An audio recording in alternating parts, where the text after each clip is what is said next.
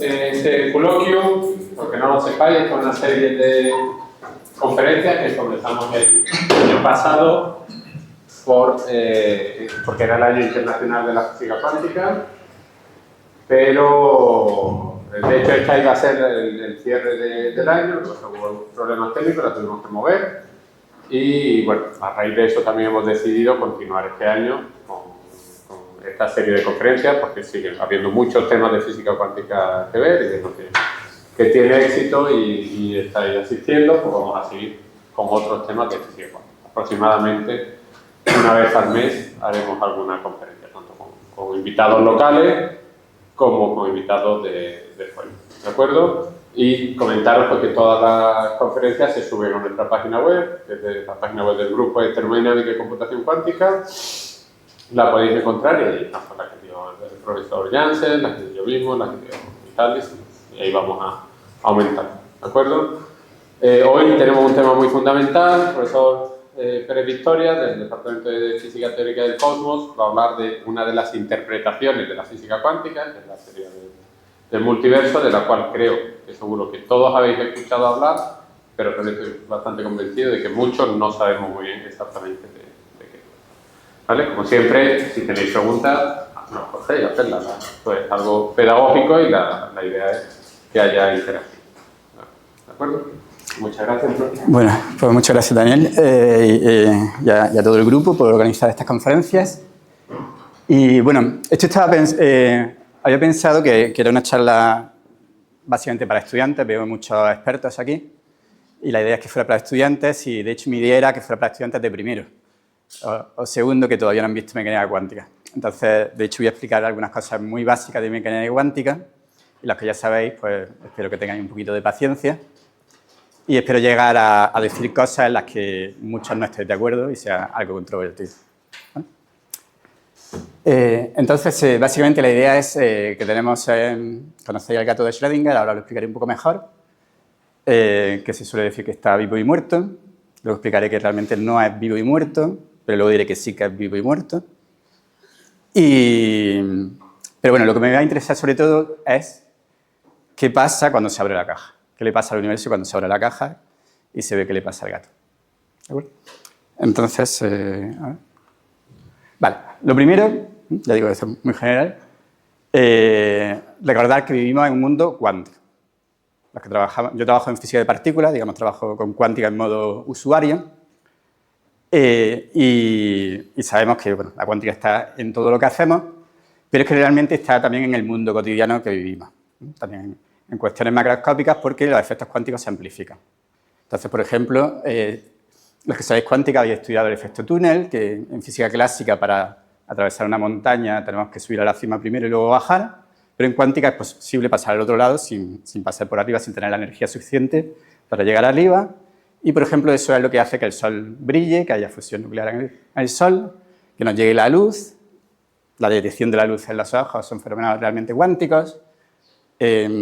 Toda la química es mecánica cuántica, no tenía ningún sentido la química sin cuántica, incluso la estabilidad de la materia, ¿vale? Incluso cosas como las bolas de billar, que siempre, ¿no? El billar, ¿no? Una cosa muy clásica, mecánica newtoniana, pero de sólidos líquidos, pero que son los sólidos líquidos, ¿vale? No, los sólidos no serían rígidos si no fuera por la mecánica cuántica. Y también hay algo que utilizamos conociendo cómo funciona la mecánica cuántica para hacer tecnología como los láseres y muchas otras aplicaciones. Vale. Entonces, ¿en qué se distingue el mundo cuántico, los fenómenos cuánticos de los clásicos? La cosa fundamental es la interferencia. Y esto es algo que realmente también ocurre en física clásica cuando tenéis ondas. Eso es algo que habéis estudiado probablemente todos, incluso en bachiller. Que si tenemos los dos patos que causan una perturbación en el agua y hacen ondulaciones en el agua sube y baja por culpa de uno, también sube y baja por culpa del otro, y eso se puede, si estamos en la zona en la que están los dos patos, o sea, en la que llega la perturbación de los dos patos, pues hay puntos en los que se suma el efecto de los dos y sube más o baja más, y puntos en los que se compensa. Tenéis interferencia destructiva. Entonces, eso es algo que pasa con ondas, Pero en cuántica es algo que pasa con todo. En particular pasa con partículas. Y aquí podéis ver un experimento muy interesante en el que hacemos el típico experimento de doble rendija, ¿vale? de Young, que se hizo originalmente con luz, se puede hacer con electrones, y la gracia es que podemos mandar los electrones uno a uno. Los electrones pueden pasar por una rendija o por la otra y luego ser detectados en una pantalla. Entonces vamos mandando los electrones, un electrón, luego otro electrón, luego otro electrón. Al principio tenemos algo así, mandamos más y al final se observa un patrón de interferencia. ¿Vale? Entonces, ¿esto qué significa? Si solo tuviéramos una rendija no se observaría esto. Esto significa que los electrones están pasando por los dos lados, pero como los mandamos de uno en uno, cada electrón está pasando por los dos lados. O sea, cada electrón, aunque sea una partícula elemental muy chiquitita, está simultáneamente en dos sitios, en algún sentido. Vale. Pues si nos fijamos en uno de los puntos en los que la interferencia es destructiva y no llega ninguna partícula, lo que tenemos es algo así. Si solo pasara por una, pues sí que llegarían cosas, llegaría algún electrón, habría alguna probabilidad no nula de que llegara un electrón, pero al pasar por los dos lados hay interferencia destructiva y puede ocurrir esto. Entonces, al final la probabilidad de detectar el electrón en este punto particular no es la suma de la probabilidad de que vaya por arriba y de que vaya por abajo. ¿Vale? Entonces esto, los que ya habéis estudiado cuántica, ya no les resultará raro porque estáis acostumbrados. Los que no, a lo mejor resulta muy raro que algo pueda estar en dos sitios a la vez. Entonces podemos decir, bueno, vamos a mirar a ver si está arriba o está abajo. Y podemos mirar con un detector, mandamos algunos fotones o lo que sea para ver lo que pasa y vemos si está arriba o está abajo. Y cuando hacemos eso, pues vemos que pasa por arriba o vemos que pasa por abajo. Y entonces, ¿qué ocurre aquí? Pues se acabó la interferencia. Se pierde el patrón de interferencia y en este punto donde no llegaba nada, ahora ya sí llega algo. ¿Vale? Pasa algo parecido si tapamos uno de los agujeros. O sea, no llega nada y ahora tapamos un agujero y ahora ya sí llega. ¿Vale? Entonces esto pasa por el mero hecho de mirar aquí. Con lo cual parece que en estos fenómenos cuánticos la observación es algo que es importante y que tiene un impacto. ¿Vale? Porque al final la observación es algún tipo de interacción física. O tal vez no, porque si miramos muy bien y miramos solo arriba, si pasa por arriba, pues lo vemos muy bien. Pero si no pasa por arriba, podemos deducir que pasa por abajo. ¿Vale? Entonces, si luego seleccionamos los que no hemos visto y los que pasan por abajo, vamos a ver qué pasa. Y lo que pasa es que realmente llegan aquí. Algunos, o sea que se ha perdido la interferencia también para eso. ¿Vale? O sea que incluso, digamos, de alguna manera esta información hace que todo aquí sea como si pasara solo por aquí o solo por aquí. ¿Vale? Estoy presentando las cosas desde el punto de vista de la cuántica estándar, ¿vale? Tal y como la contamos en el grado, y luego iremos viendo cómo entender estas cosas. ¿Vale? En este caso sí que se suman las probabilidades de los dos caminos. Vale, entonces ahora viene la parte complicada. Los que ya sabéis cuántica ya sabéis, los que no, os pido un esfuerzo. Un poco de matemáticas, pero las únicas matemáticas van a ser las de qué es un vector y cómo se suman vectores, lo que es un espacio vectorial. Y ya digo, ¿no?, que estaba pensando en estudiantes de primera. Y bueno, esto es matemáticamente muy sencillo, pero los que no estáis acostumbrados tenéis que estar bien atentos para seguirlo. Bueno, en física clásica, típicamente el estado de un sistema pues lo describimos dando a lo mejor todas las partículas que tenemos, damos su posición, damos su velocidad y eso nos dice cuál es el estado del sistema y sabemos cómo va a evolucionar.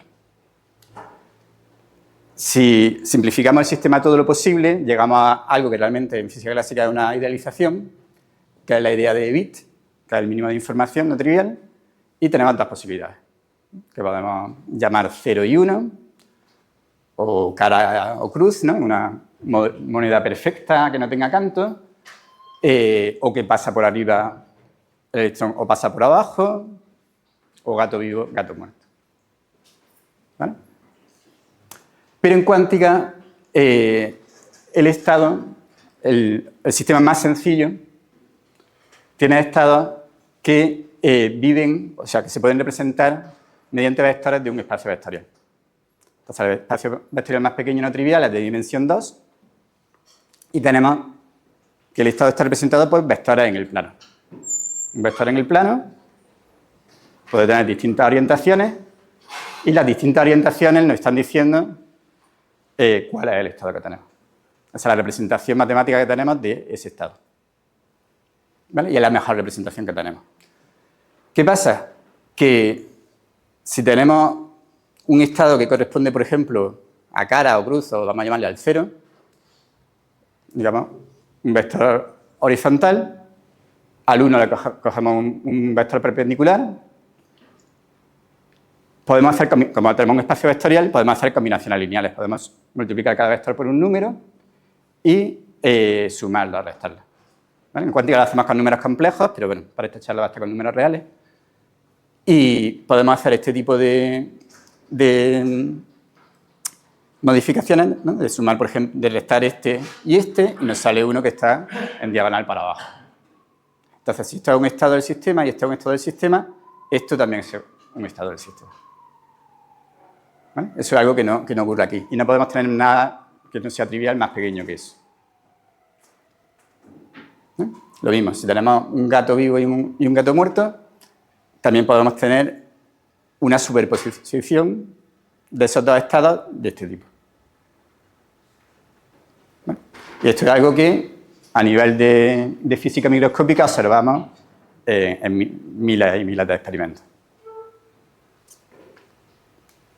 Podemos tener que el electrón pase por arriba, que el electrón pase por abajo, pero también una combinación lineal de los dos vectores, representados por este vector, que sería esa superposición que antes hemos visto que ocurre en el experimento de la doble rendija.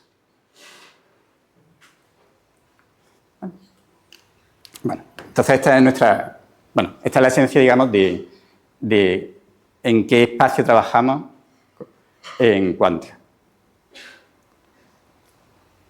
Os recuerdo, para los que no lo tengáis muy fresco, que un vector lo puedo escribir de distintas maneras. Porque este vector, por ejemplo, lo puedo escribir como la suma de este y este, o también lo puedo escribir como la suma de este vector y este.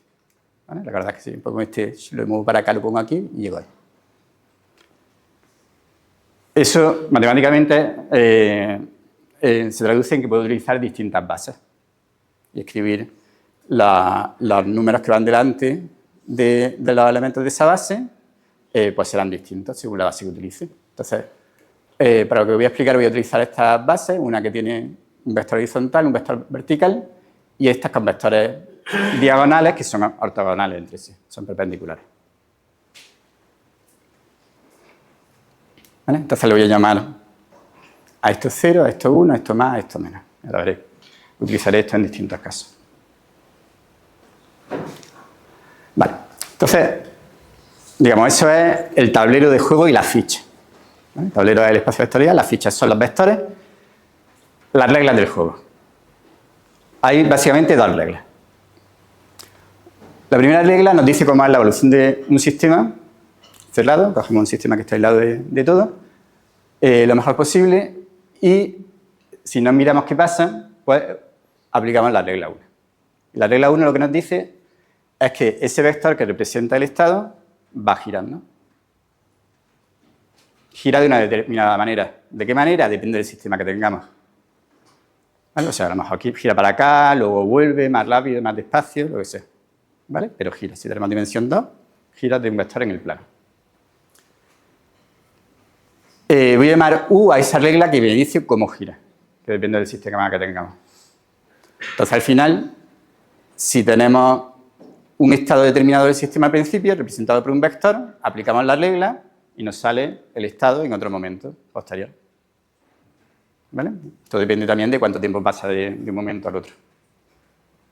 Entonces, esto es como un programa en el cual el programa ya está, ¿no? Ya tiene un algoritmo que no depende de las entradas que le des, pero luego le das una entrada y el programa te da una salida. Bueno, pues esa es la regla 1. ¿Qué propiedades tiene esta regla? Primero, es determinista. Si yo conozco cuál es la regla y le doy una entrada, sé que el sistema está en un estado determinado, en un momento del tiempo, pues sé qué va a pasar después. O sea, no puede pasar otra cosa. ¿Vale? No hay nada aleatorio aquí. Está todo determinado. Luego, respeta esta estructura de espacio vectorial, ¿vale? O sea, no fastidia las propiedades del espacio vectorial de los vectores. Como es una rotación, no cambia la longitud del vector, ¿vale? Entonces, matemáticamente decimos que es una transformación unitaria. Y relacionado con esto, es reversible. No se pierde información al hacer la transformación. Si yo me encuentro con que estoy aquí en un vector y conozco la regla, esa regla tiene una regla inversa siempre y puedo usar la regla inversa para ver de dónde he venido. ¿Vale? Y esto determina unívocamente cuál es el estado anterior. ¿Vale? Así que tenemos esas propiedades de la regla 1. Todo esto es muy de acuerdo con parecido a la física clásica.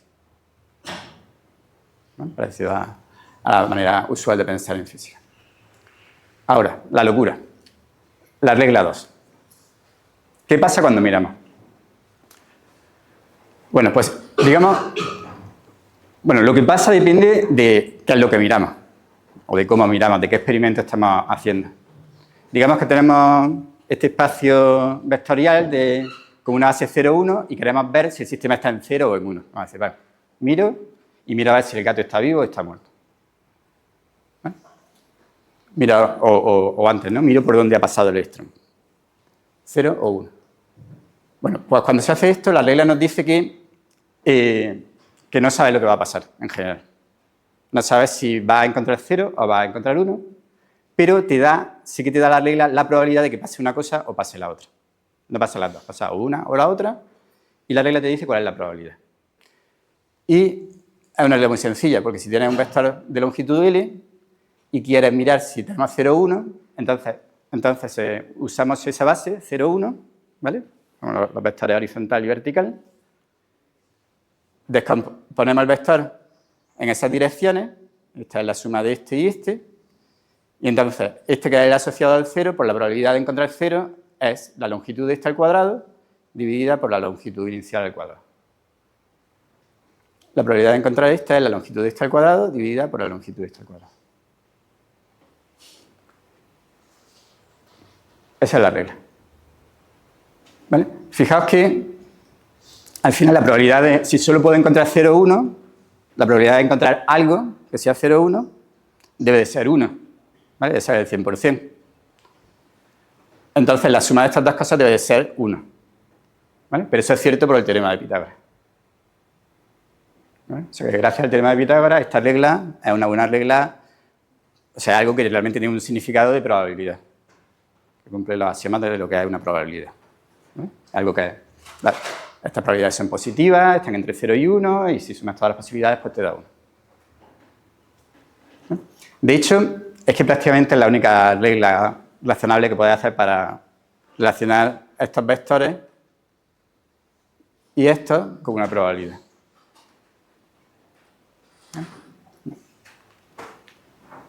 Podría hacer otra medida distinta y ver si está en el más o en el menos. Entonces, uso otra base, por ejemplo, en el caso de la doble rendija, a ver si llega al final o no llega al final. En vez de por dónde ha pasado, si lo detecta la pantalla o no, en un punto. Entonces, utilizo otra base distinta, esto es la longitud de esto, y calculo las probabilidades. Y eso es esto. ¿A qué hora ha empezado, Daniel? No he empezado a bien. Vale. Entonces, vale. Encontramos un resultado definido y es un resultado que también es estable. O sea, si vemos que el gato está vivo y luego enseguida lo volvemos a mirar, sigue vivo. O sea que ocurre algo así, ¿no? Al mirar cambiamos el estado y luego seguimos con el mismo estado enseguida, si miramos otra vez enseguida. Entonces, esta idea para explicar esta estabilidad habla los físicos de la reducción de este vector de estado o del colapso del vector de estado. Al vector de estado también se le llama función de onda, ¿vale? Y lo que casi todo el mundo dice es el colapso de la función de onda, ¿vale? Y eso se refiere a que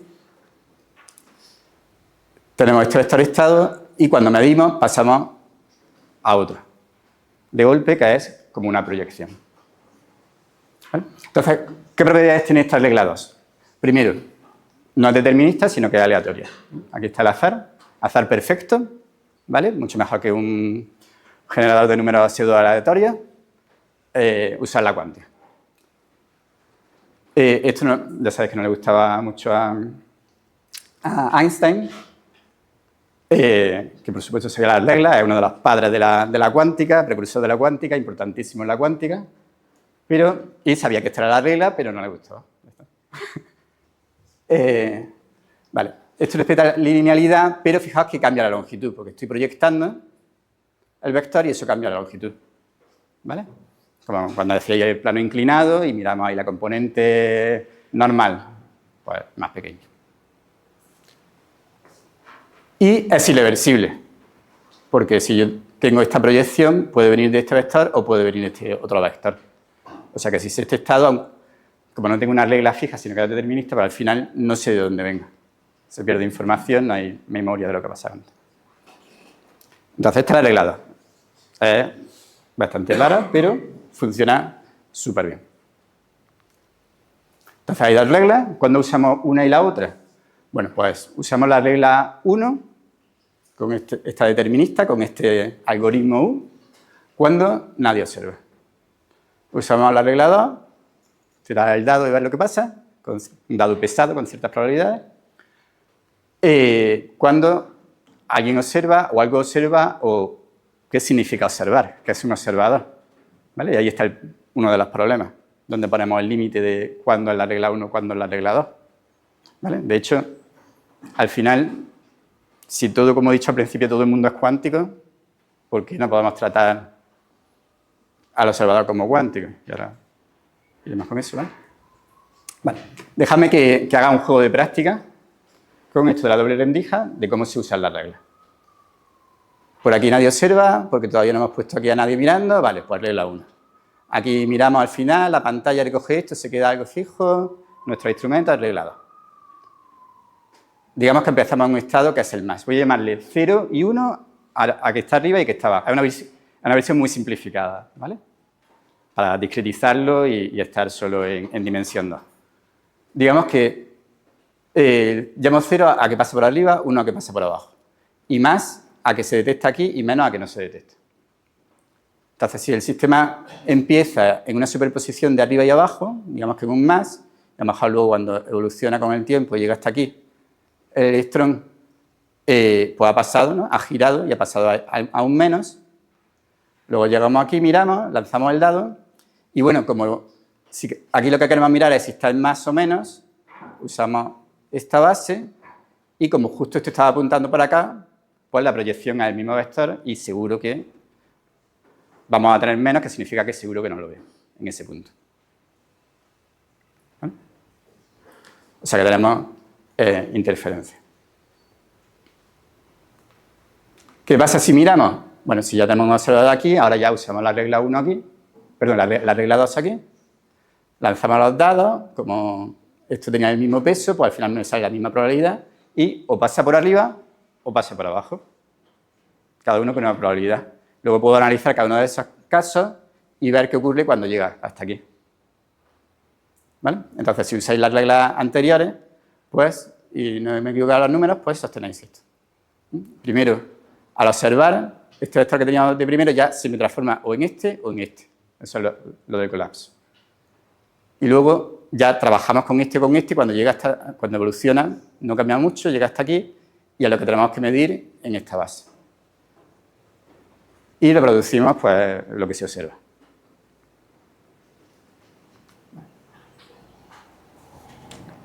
Vamos a aplicar el gato de Schrödinger, ¿vale? Versión clásica, entre comillas, no quiero usar la palabra clásica, versión tradicional del gato de Schrödinger, la original de Schrödinger, es la siguiente. Solo lo explico muy rápido para quien no lo haya visto esto antes. El experimento es, meto al gato en una caja, pongo un material radiactivo, un contador Geiger, que cuando le llega una partícula de desintegración de ese material radiactivo, activa, por ejemplo, un martillo que rompe el frasco de veneno, que llena el aire y muere el gato. La gracia es que, al final, no se sabe cuándo va a emitirse esa partícula radiactiva.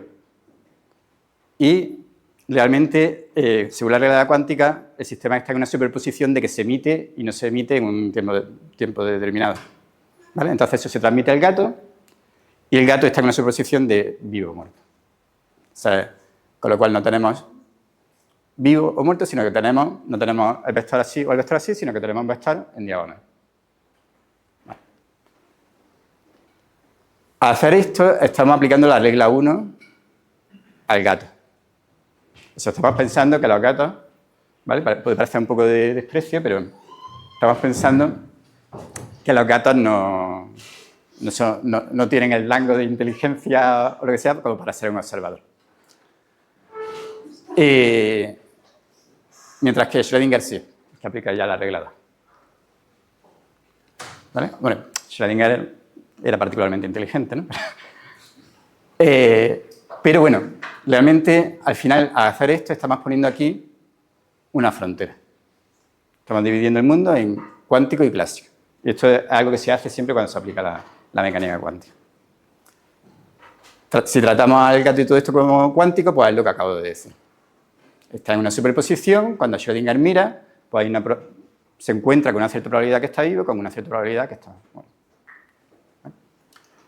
Pero Schrödinger propuso el experimento como para decir, a ver, esto es muy raro que el gato antes de que lo mire esté en esta superposición, ¿no? Porque no es algo que veamos normalmente.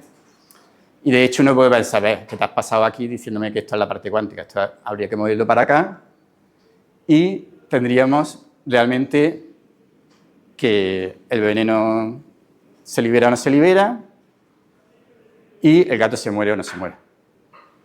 ¿Vale? Y lo tratamos con una cierta probabilidad y entonces ya antes de que Schrödinger haya mirado ya está vivo o muerto. ¿Vale? Eso depende de que tratemos al gato como algo, la parte clásica o como la parte cuántica. ¿Vale? O sea, digamos, si lo tratamos como un ser inteligente y tal, pues a lo mejor lo queremos tratar como un observador.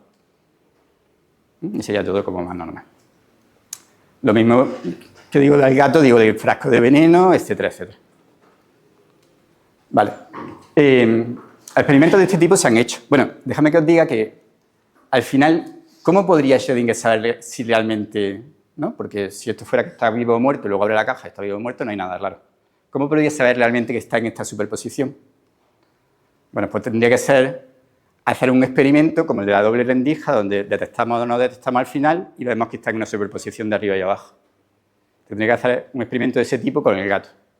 ¿Vale? Nadie sabe cómo hacer ese experimento con gatos, pero si se han hecho con cosas parecidas a gatos, bueno, no tan parecidas, pero trocitos de metal, esto es un experimento que se publicó en enero de este año, trocitos de metal con 7.000 átomos, o sea, ya no es tan pequeño,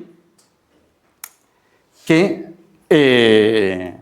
un experimento tipo doble rendija, en el cual el trocito de metal está deslocalizado y hacemos interferencia que muestra que está a la vez en dos sitios. O sea, está en un estado de superposición. O sea que realmente hasta aquí estas cosas hay que tratarlas como cuánticas. ¿Hasta dónde vamos a llegar? Bueno, hay gente que quiere hacer experimentos con virus, que son un factor 100 o algo así, depende del virus, ¿no? Del tamaño de esto.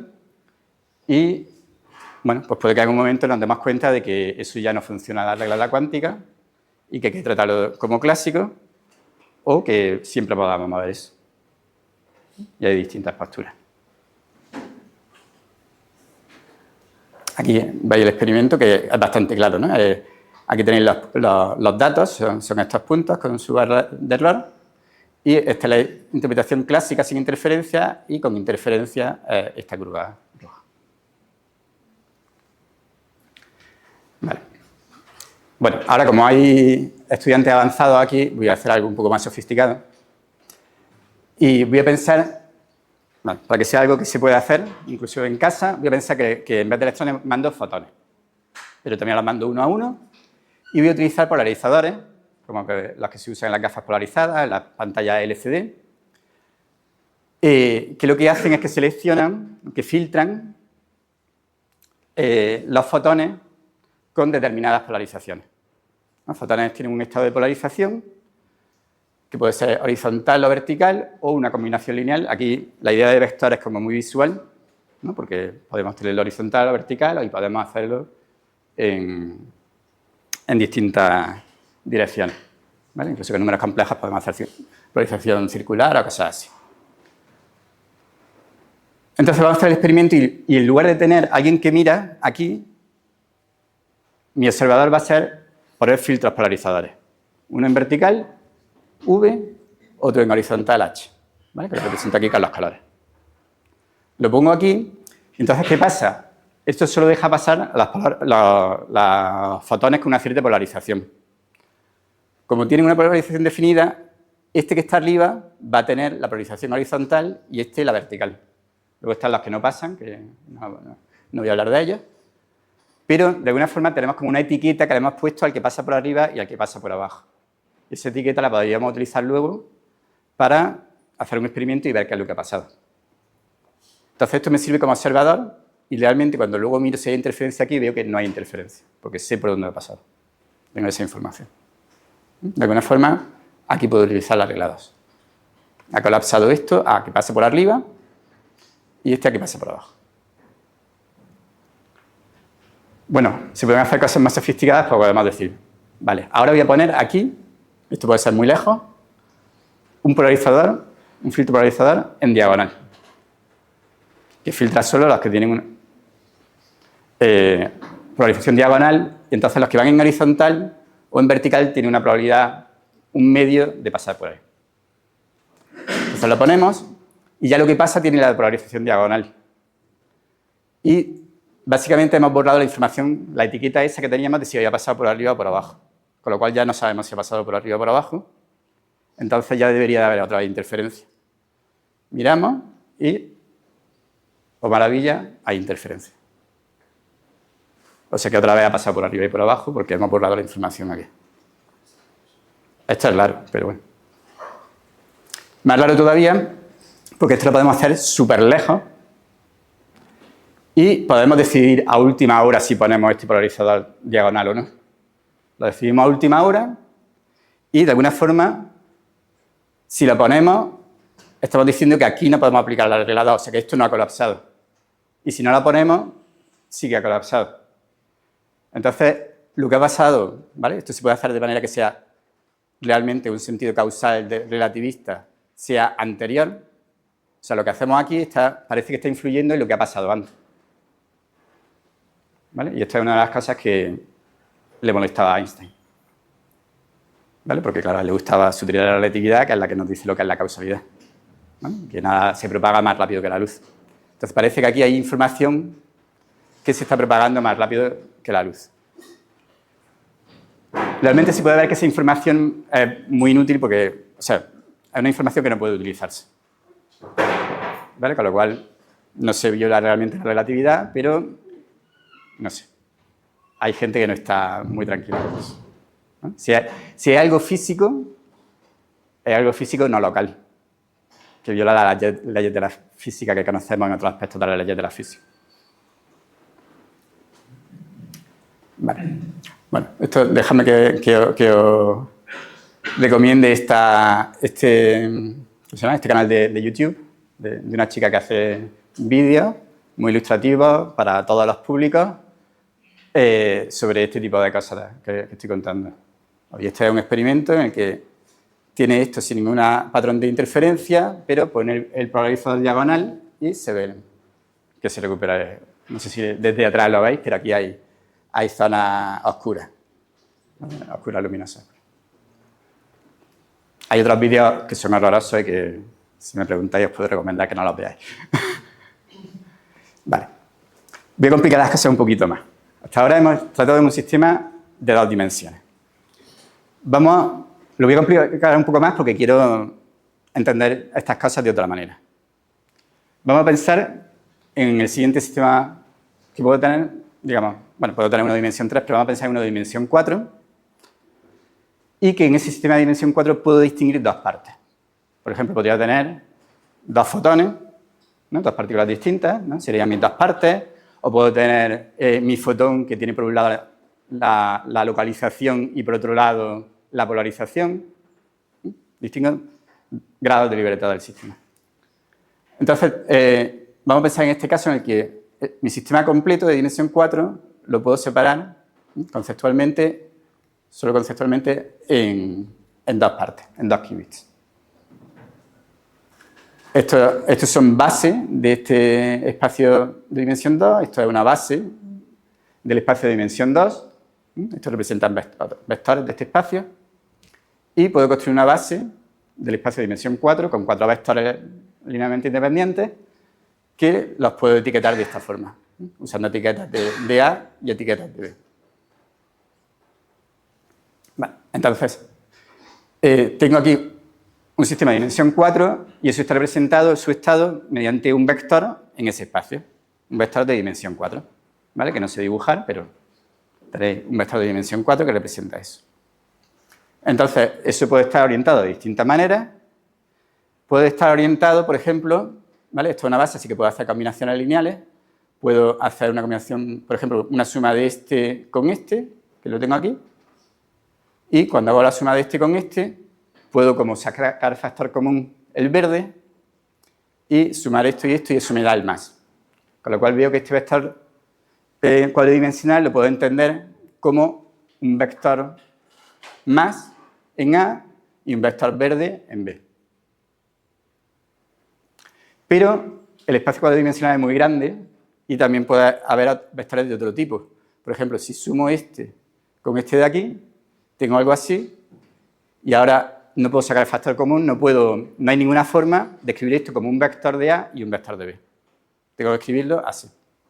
Entonces esto da lugar a correlaciones muy peculiares que son distintas de las correlaciones cuánticas. Y, bueno, si estuvisteis en la charla de Daniel, pues visteis todo el juego que eso da, de desigualdades de Bell y cosas muy divertidas, ¿no? Y son, entre las millones de maneras que tenemos de ver que el mundo es cuántico, es una de las formas de ver que el mundo es cuántico. O sea que estas cosas existen así. ¿Vale? Yo creo que ya esto es el tope de complicación matemática. No sé si me da tiempo de... Me voy a saltar esto. Luego, si queréis, os hablo de EPR y de cómo EPR se puede entender de distintas maneras. Lo importante aquí es que, al final, si tengo un sistema de 2 partes, por ejemplo, 2 fotones, las puedo mandar muy lejos y esa correlación que existe en los estados de este tipo se mantiene aunque estén muy lejos, aunque estén en sitios del espacio-tiempo que no estén conectados causalmente, ¿no? Se mantiene la correlación y cuando hacemos... Lo digo muy rápido. Cuando, por ejemplo, si aquí en Júpiter ahora hacemos una medida de si tengo polarización vertical o horizontal, y aquí en... No, esto era en Saturno, y aquí en Júpiter hacemos esa medida sobre otro fotón que llega aquí, pues luego comparamos y resulta que cada vez que uno ha encontrado horizontal, el otro ha encontrado vertical, y viceversa. Y nunca encuentran lo mismo. O sea que hay una anticorrelación.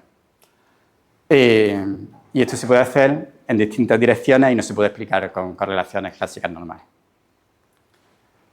Entonces, de nuevo, parece que aquí, al hacer esta medida, colapsamos y que ese colapso se transmite aquí más rápido que la velocidad de la luz. Cosa que, de nuevo, al amigo Einstein pues no le parecía muy satisfactorio, aunque sabía que era así, pero pensaba que esto mostraba que la mecánica cuántica no era una teoría completa. ¿Vale? Yo creo que el punto ese, estamos hablando de alguien que sabía mucho y que era muy inteligente. Y que es un punto muy bueno el que tiene. Lo que pasa es que la solución que proponen, pues luego, años después, se ha visto que no es correcta. Pero el problema sigue ahí. O no, en la práctica no, pero conceptualmente. Vale. Entonces ahora voy a utilizar esto de estos estados especiales que he llamado entrelazados para entender mejor lo que está pasando en estos experimentos. Entonces, digamos que aquí, aunque ponga los polarizadores, no uso la regla 2, sino que me empeño en usar mecánica cuántica estricta, regla 1, para esta parte de aquí. Trato este sistema como cuántico. Voy a simplificar olvidándome de los polarizadores y todo, solo mirando los fotones que pasan. Entonces, lo que veo es que al pasar, paso de un estado particular en posición y particular en polarización a un estado que es de tipo entrelazado, que es una superposición de estar arriba con polarización horizontal y estar abajo con polarización vertical. ¿Vale? No es que pase una cosa a la otra, sino que el vector rota y rota de esa forma y lo puedo interpretar de esta manera. ¿Vale? O sea, estoy usando la regla 1. Esto se puede escribir de distintas maneras y podéis ver, usar ya la regla 2 aquí y ver qué pasa y se reproduce lo mismo que si hubiéramos usado aquí la regla 2. O sea que no hace falta la regla 2 para esto. ¿Vale? Y si ponemos el polarizador otro y tal, pues también podemos describirlo de la misma manera y al final lo que pasa aquí, no tenemos que cambiar lo que ha pasado aquí. Lo que ha pasado aquí es lo que acabo de decir. ¿Vale? Y al poner el polarizador pues eso influye en lo que pasa después y todo cuadra también con los experimentos. Se reproduce lo que teníamos antes, pero no tengo que pensar que hemos influido sobre el pasado. ¿Vale? Moraleja.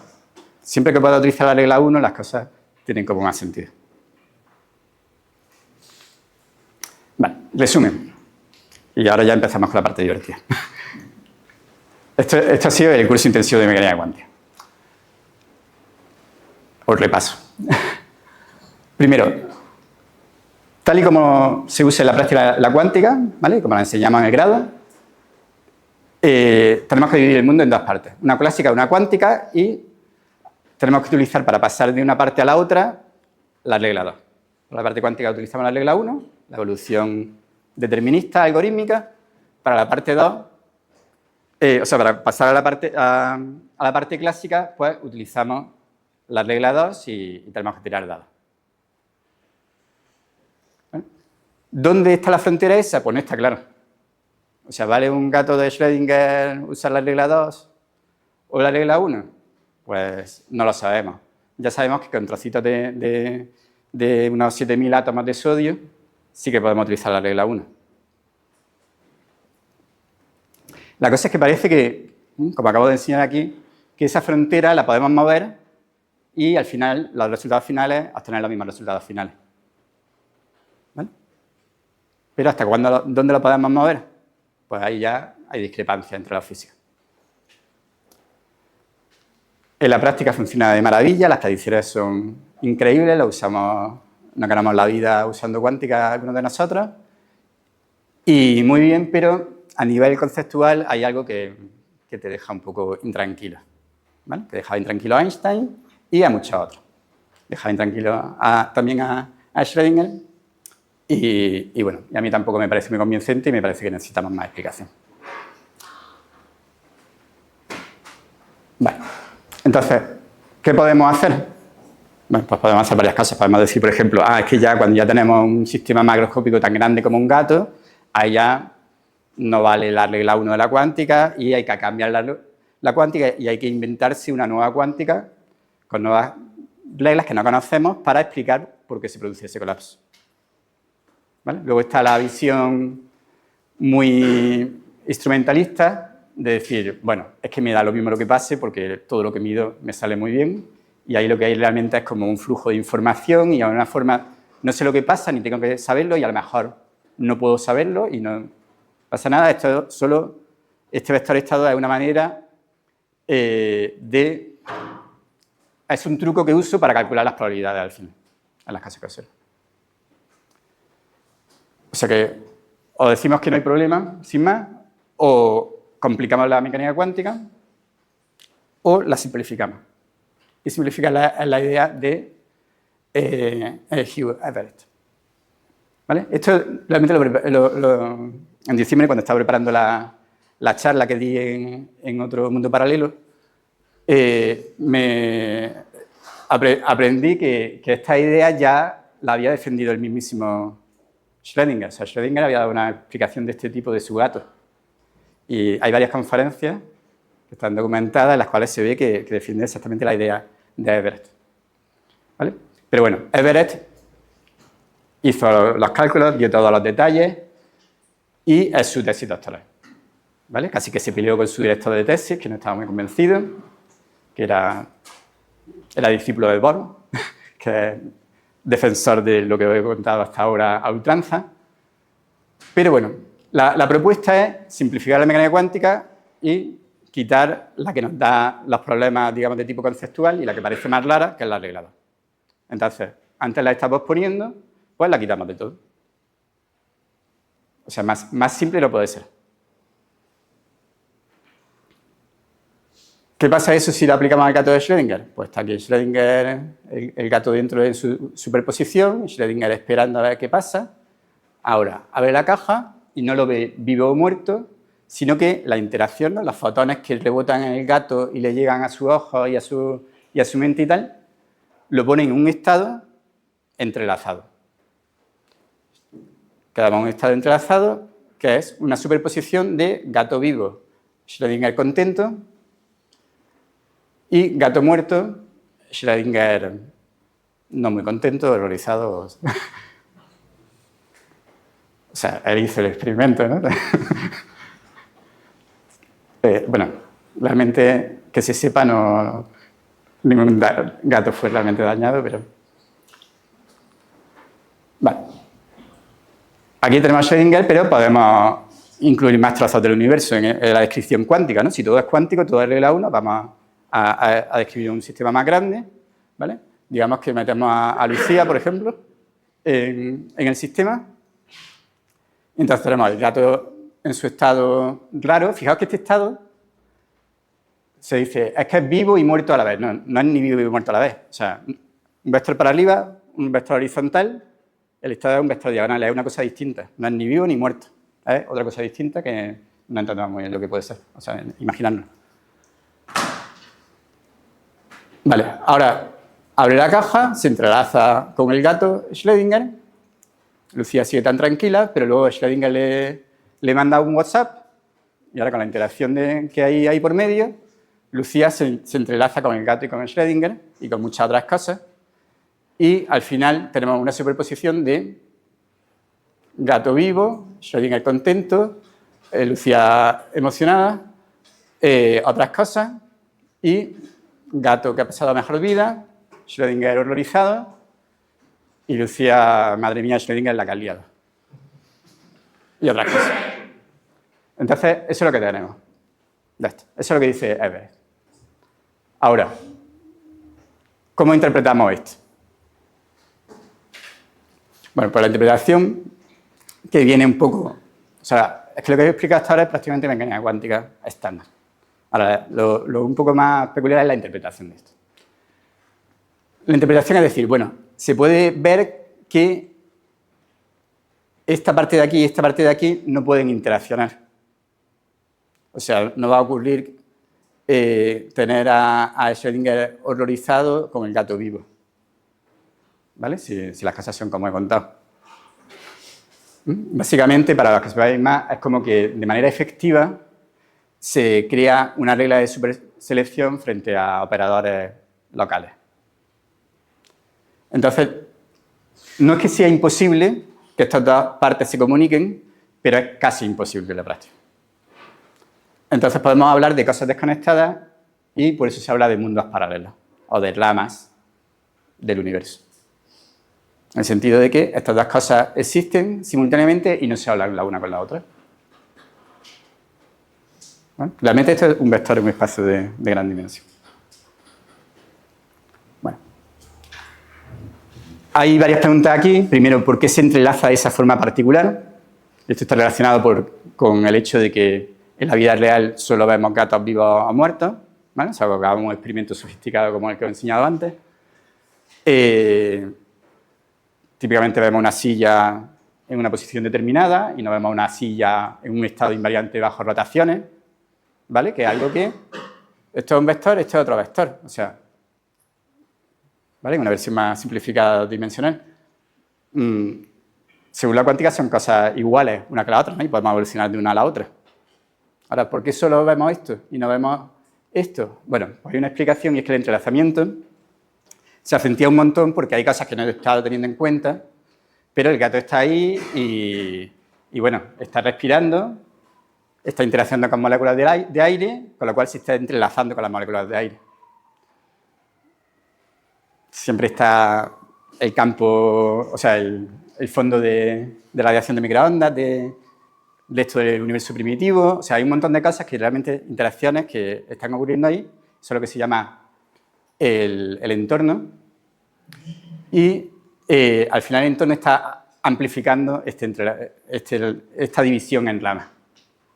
Y además lo hace de una manera particular, no de cualquiera. Porque podríamos tener entrelazamientos, ¿no?, de Schrödinger con algo así, ¿no?, o de Van Gogh con algo así, pero no, se entrelaza con cosas así. ¿Vale? Y la razón es que el U no es cualquier cosa, sino que tiene unas propiedades particulares y con la física que conocemos el U es local y entonces típicamente las cosas se entrelazan con posiciones definidas. Eso es, no siempre, pero en primera aproximación. Entonces eso explica por qué vemos cosas así, porque el entrelazamiento se produce de esa forma y los mundos que vemos están divididos de esa forma.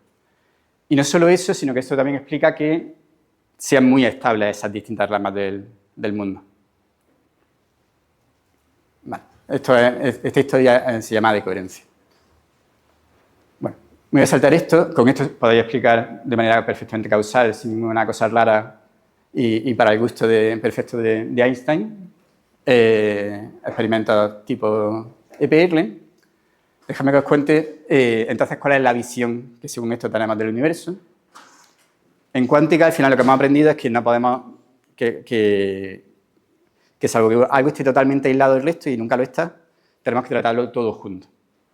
Entonces, al final, deberíamos de tener un vector estado para el estado de todo el universo. Claro, como el universo tiene mucho grado de libertad, va a ser un espacio de muchísimas dimensiones. Es una cosa descomunal, posiblemente infinito, depende de... Puedes pensar que no, que el infinito es una aproximación a muchísimos grados de libertad, pero bueno, en cualquier caso, inmenso.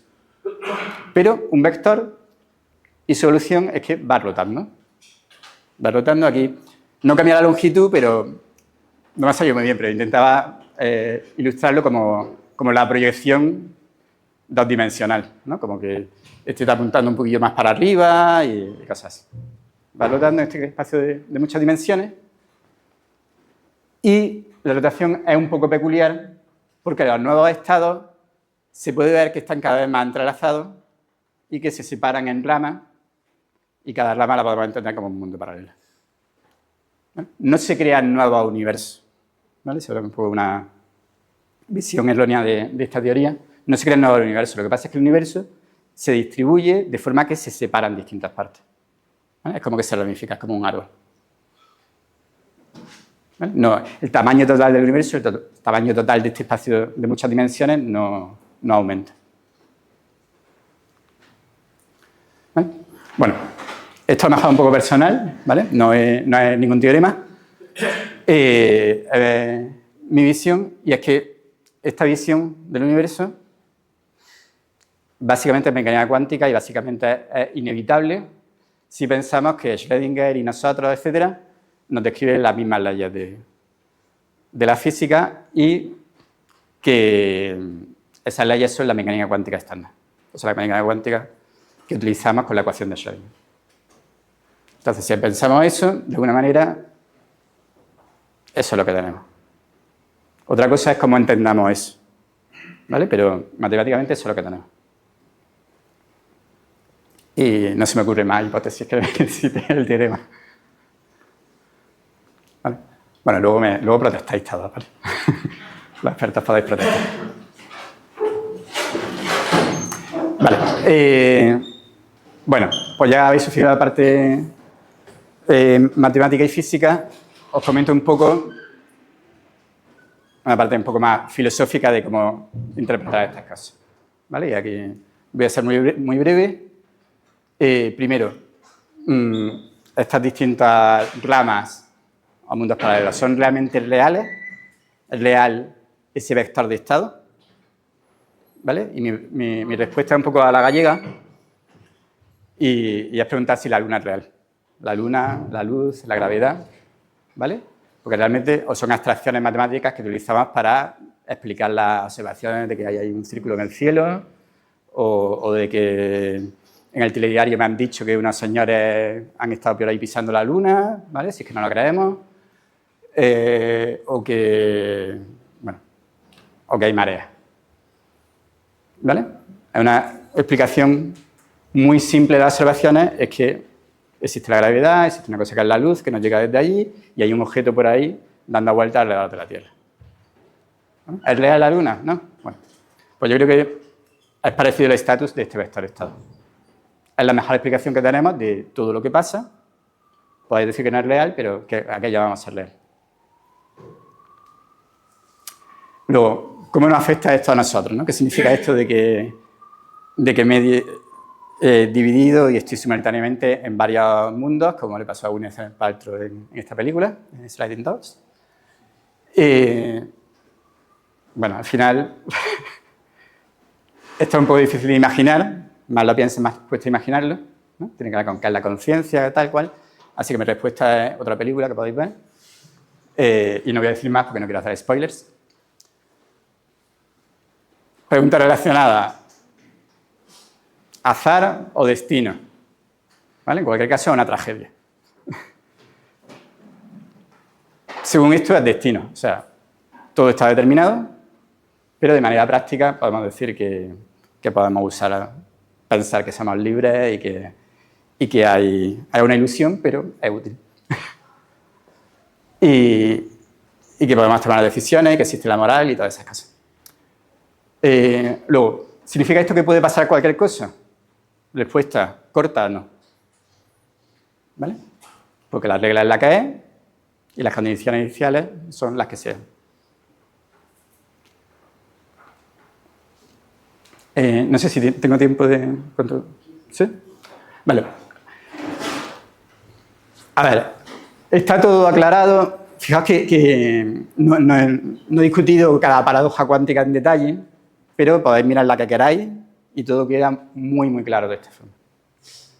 Básicamente, si vais a charlas de gente que trabaja en fundamentos de mecánica cuántica, que yo no soy de ellos, ¿vale? O sea que podéis no hacerme mucho caso, les gusta presentar las cosas como muy misteriosas, muy paradójicas, muy raras, pero eso es porque se empeñan en usar ideas clásicas. Entonces, como la gente tiene la intuición clásica, pues todo parece muy paradójico, pero es porque no está utilizando el lenguaje adecuado.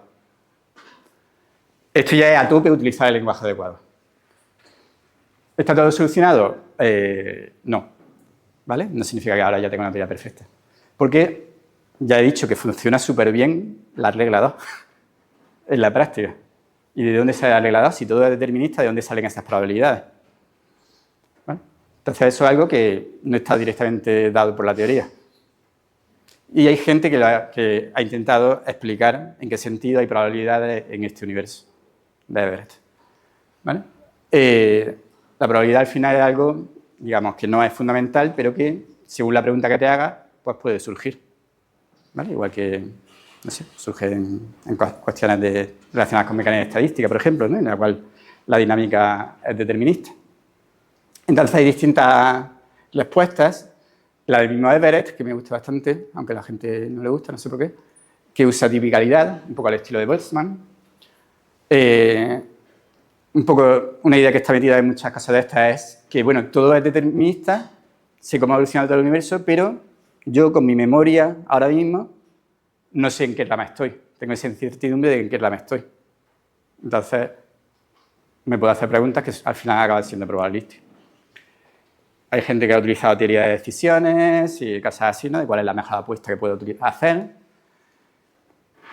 Bueno, hay distintas ideas, ¿no? Esto de usar simetrías del vector estado, etc.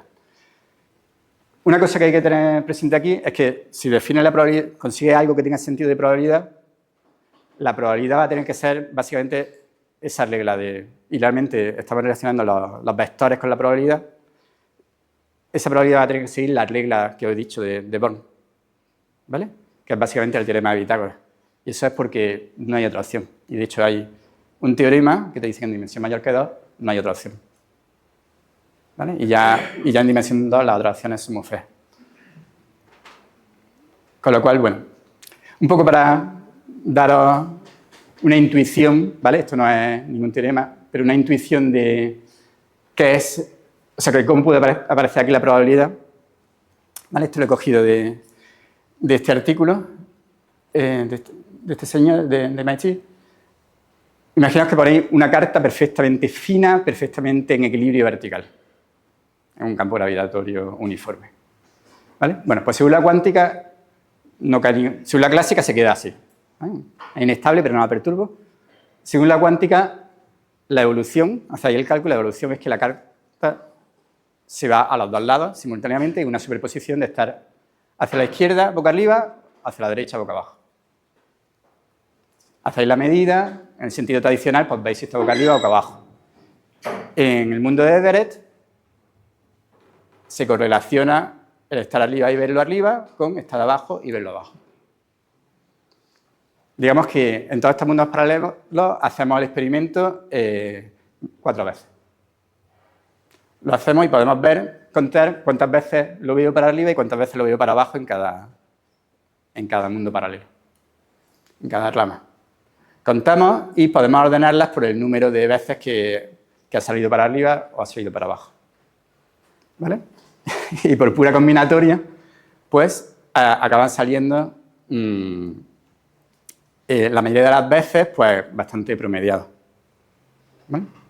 Entonces, al final, utilizando la ley de los grandes números y estas cosas, podéis ver que este es un caso particularmente sencillo, de igual probabilidad, pero con un poquito más de input se puede también ver en casos en los que la probabilidad no es igual y deducir la regla de Born. ¿Vale? Siempre hay que meter un poquito más. ¿Vale? Pero son casos que son bastante razonables lo que hay que meter. Vale. Y hay muchas cosas subyacentes que no he explicado ni conocemos. ¿Vale? He dicho, esta es la evolución en el tiempo del sistema. Entonces, una pregunta es ¿qué es el tiempo? ¿Vale? Seguramente para saberlo pues tendremos que resolver gravedad cuántica. Ya se ha ido a ver. Pero bueno, no sabemos lo que es.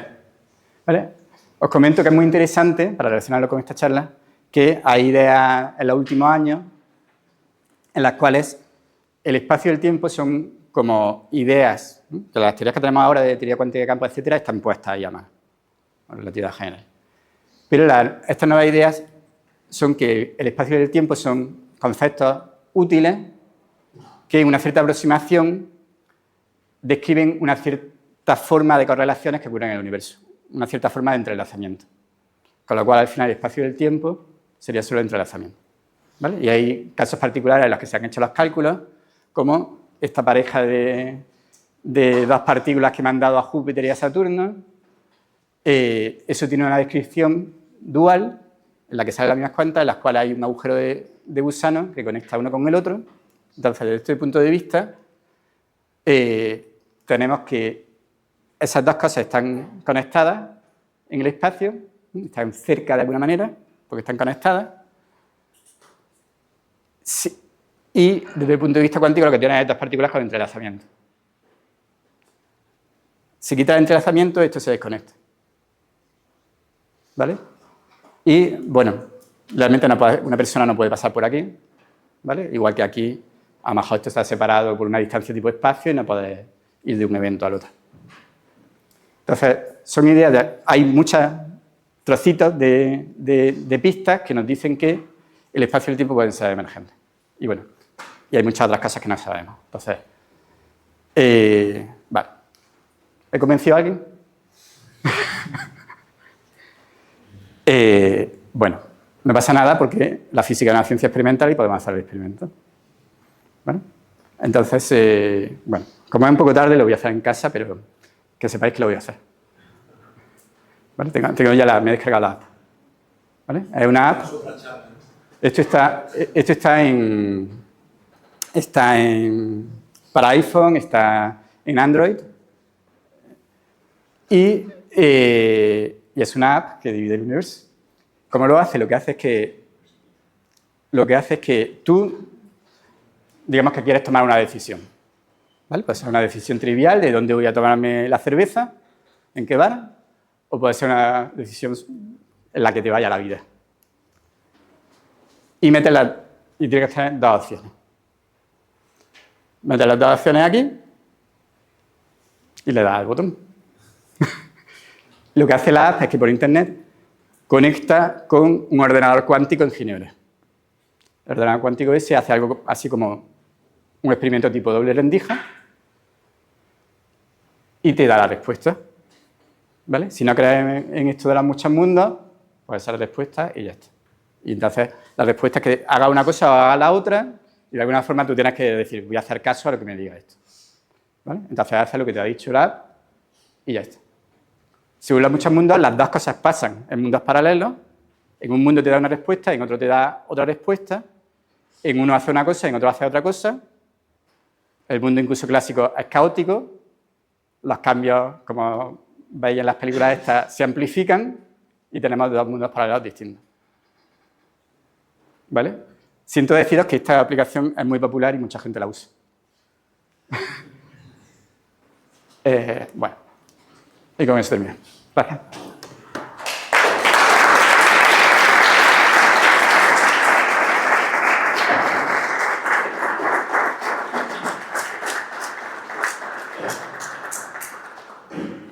Muchas gracias, Arturo. Bueno, ya sabemos que hay un ordenador en Ginebra dedicado solo a esto, a hacer investigación, a dividir el universo. Ya estaba viendo lo que pienso. A ver, preguntas, comentarios.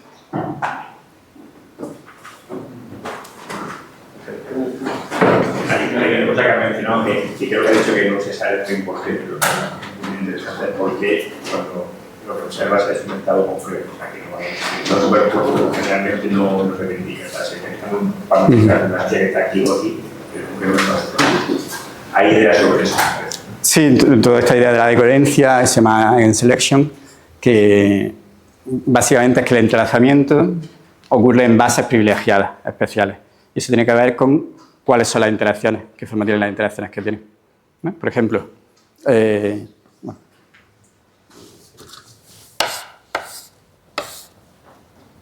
Poner aquí un polarizador y aquí otro. Entonces, aquí hemos entrelazado la posición con la polarización. Y eso ocurre al final porque la física de las interacciones es local. Entonces, esta polarización no se está entrelazando con este de aquí porque es local. Entonces, digamos, eso un poco al final pues, se traduce en que las configuraciones que son estables bajo interacciones son aquellas que típicamente son algunas especiales y típicamente tienen composiciones definidas. El operador U es especial, es local. ¿Y tenemos pistas de por qué? Es decir, hay una explicación del por qué. Sí. Porque el mundo es invariante Lorentz, no lo sé. Yo he escuchado también, por ejemplo, por qué la posición y el momento macroscópicamente están definidos y no vemos posición más momento, posición menos. Y una explicación es porque la interacción gravitatoria o la interacción electromagnética depende de la posición. Porque como que es la que te selecciona la base. Sí, en teoría cuántica de campos, no sé si... en teoría cuántica de campos utilizamos acciones locales, ¿vale? Y tienen implementado eso que estás diciendo tú y lo que he dicho yo antes. ¿Vale? O sea, es una característica de las teorías que utilizamos porque cuadran con causalidad. Si quieres quitar causalidad, parece que llega a contradicciones, ¿no? Como la de ir al pasado y hacer que tus abuelos no se casen o cosas así. Pero bueno, no sé, todo esto no se sabe la razón última de todo.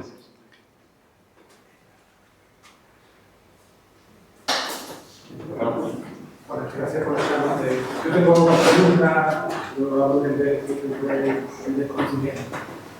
La primera es, entonces el mensaje es que esto del multiverso, desde mi punto de vista, a mí no se lo cree nadie, es solo un ignorante. Para José Miguel, punto 2, que no tiene nada que ver con esto, has dicho que cuando se produce el colapso de una función de onda se pierde información. El youtuber de cabecera te ha dicho que la información solo se destruye en los agujeros negros. Y entonces pues me ha saltado ese vídeo de... Vale. Contesto a las dos preguntas, comentarios. El primero es sociológico.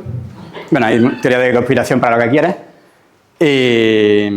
A ver, en las pistas de pago. ¿Vale? Es €1, pero... pero bueno, más allá de las horrorosas películas de Marvel, del multiverso y todas esas cosas, digamos, esto es algo que lógicamente tiene sentido, que es, no tienes que cambiar la mecánica cuántica, es una interpretación minimalista de la mecánica cuántica, son cosas que sabemos, o sea, sabemos que las cosas se entrelazan, sabemos que hay coherencia, hay experimentos que lo muestran, hay experimentos que muestran que esto se entrelaza y se separa en mundos distintos. Entonces, lo único que hay aquí adicional es decir que nosotros seguimos las mismas reglas, que no somos especiales, mágicos y individuos conscientes, superinteligentes, ¿no? Nosotros, no sé si ChatGPT también, somos especiales y entonces no vale esto. Pero si valen las mismas reglas, es inevitable. Otra cosa es que diga, bueno, es que esto solo está en la imaginación de los científicos, no es algo que pase realmente, pero ya digo, ¿qué significa realmente? O sea, ya entramos en filosofía, te pones a hablar con filósofos y no acaba nunca. La segunda pregunta sobre la pérdida de información en agujeros negros, ese es un problema clásico, ¿no? Que viene, por ejemplo, participó activamente en la discusión en Hawking y otra gente, ¿no? Susskind, etc. Sí, empieza con esto de la entropía de Bekenstein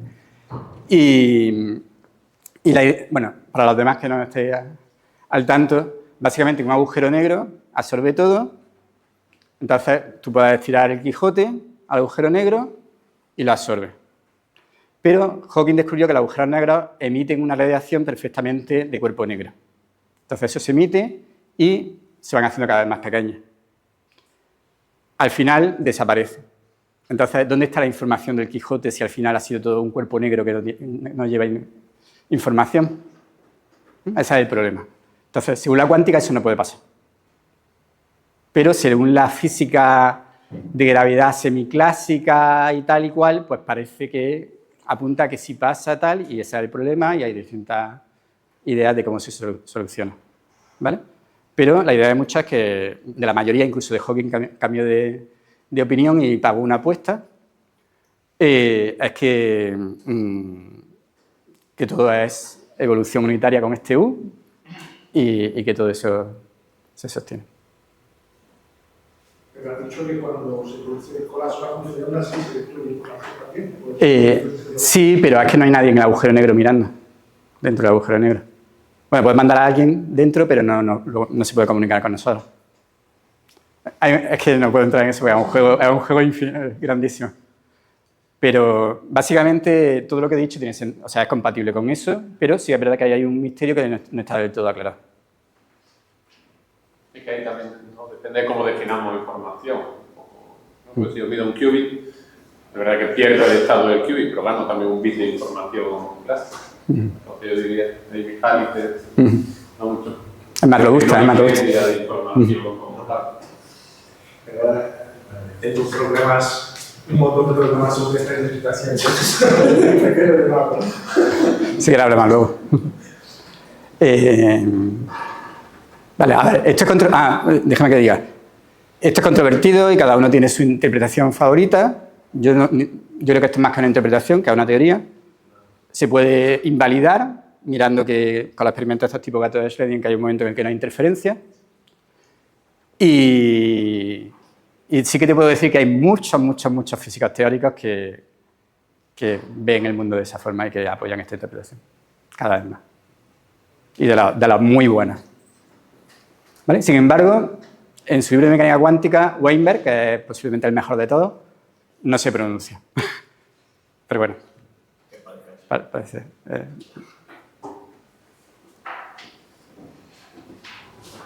¿Más preguntas? Bueno, entonces vamos a darle las gracias a los